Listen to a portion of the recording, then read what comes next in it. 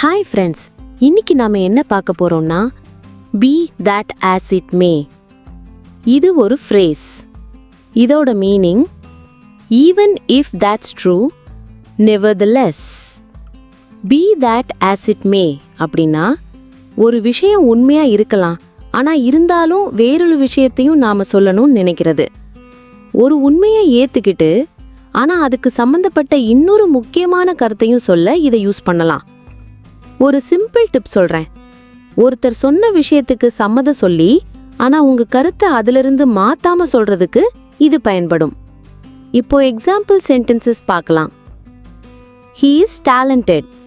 Be that as it may, he lacks discipline. இதுக்கு அர்த்தம் அவன் திறமைசாலிதான், அப்படி இருந்தாலும் அவன்கிட்ட ஒழுக்கம் குறைவா இருக்கு. இன்னொரு எக்ஸாம்பிள் சென்டென்ஸ் பார்க்கலாம். The price is high. Be that as it may, it's worth every penny. இதுக்கு அர்த்தம் விலை அதிகம்தான், அப்படி இருந்தாலும் அது கொடுக்கிற ஒவ்வொரு ரூபாய்க்கும் மதிப்புள்ளது. Thanks friends. இந்த வீடியோ பிடிச்சிருந்தா லைக் பண்ணுங்க, ஷேர் பண்ணுங்க, சப்ஸ்கிரைப் பண்ணுங்க.